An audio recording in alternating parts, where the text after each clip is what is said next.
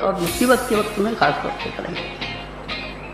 आपको एक्सीडेंट हो जाए, भगवान न करे, साइकिल से, तो हम आपको छपाखाने पहुंचाएंगे कि अपना खाना खाएंगे नहीं, हम खाना फेंक देंगे, चाय फेंक देंगे और ससुर से पहले आप कंधे पर रख करके अस्पताल पहुंचाएंगे और आपकी ठीक करेंगे।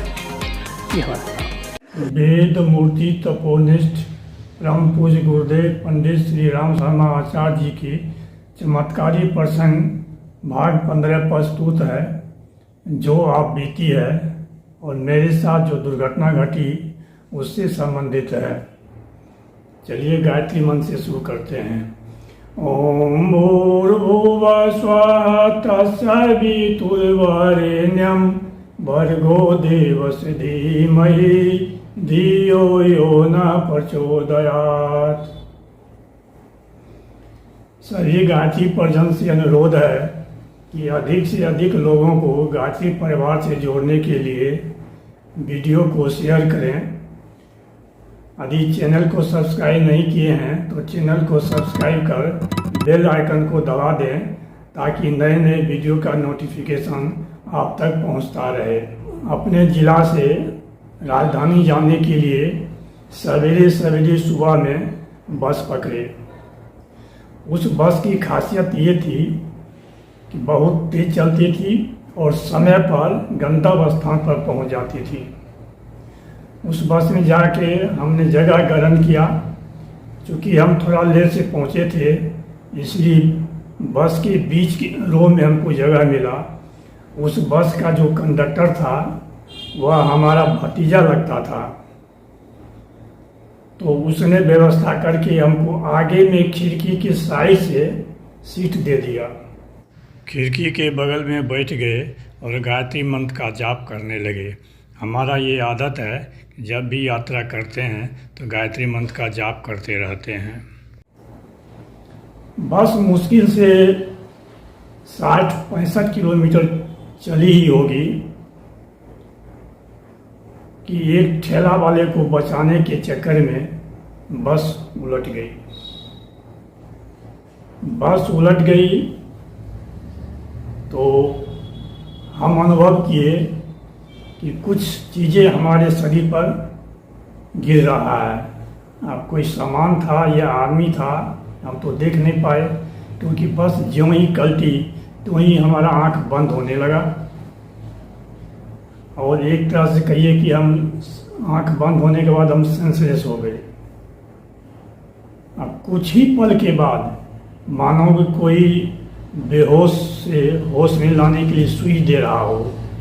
कुछ ही पल के बाद हमको होश आ गया। होश आ गया तो हम निकलने का सोचने लगे। दिमाग चलने लगा कि कैसे निकला जाए। तो हमारा पैर जो था पैर को पहले निकालने की कोशिश किए तो एक पैर हमको महसूस हुआ कि एक पैर फंस चुका है। तो कोशिश किए फिर भी निकालने का, पैर तो निकल गया लेकिन पैर जो जूता पहने हुए थे एक पैर से जूता निकल के वहीं रह गया। क्योंकि बस का खिड़की बड़ा होता है इसलिए बिना शीशा को तोड़े हुए उस खिड़की से हम निकल गए। खिड़की से जब निकले तो मन में आया इस बस में जो कंडक्टर है वो हमारा भतीजा लगता था, तो देखे वो है क्या, कहाँ है। तो हमने बस का चक्कर लगाने का सोचे। जब बस का चक्कर लगा ही रहे थे तो एक स्थान पर देखते हैं कि खून की धारा बह रही है। ये जब खून की धारा देखे तो हमारा मन कैसे नहीं करने लगा। हम वहीं से लौट गए और बेगूसराय जाने वाली दूसरी बस को हम पकड़ लिए। तो हम बस स्टैंड पहुँचे, उसके बाद हम घर गए। तो हमारे घर के बाहर में यानी घर के बाहर में चापाकल था और ठंडा का समय था। जिस प्रकार ये चादर है ना उसी प्रकार हम चादर रखे हुए थे। एक्सीडेंट हुआ, वो चादर ज्यों को त्यों रहा, उलट पुलट कहीं नहीं हुआ, कहीं गिरा भी नहीं।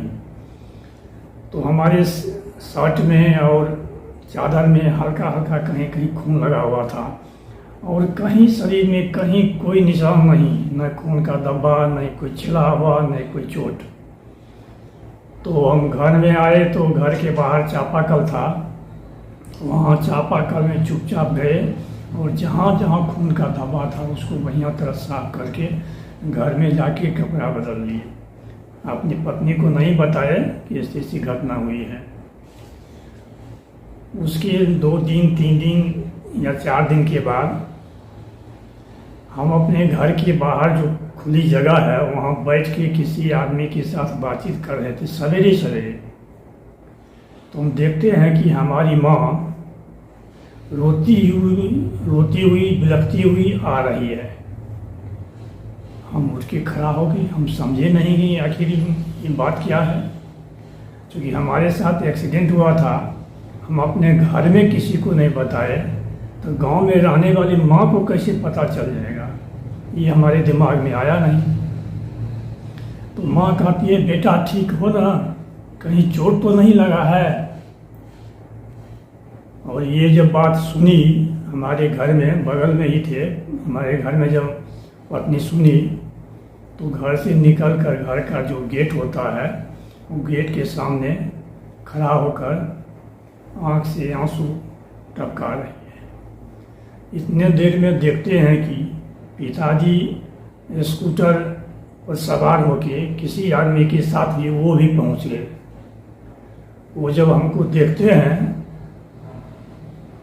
तब उनकी बेचैनी गायब हुई, ऐसे हुए कुछ बोले नहीं। माँ कहती है गुरुदेव को लाख लाख शुक्रिया।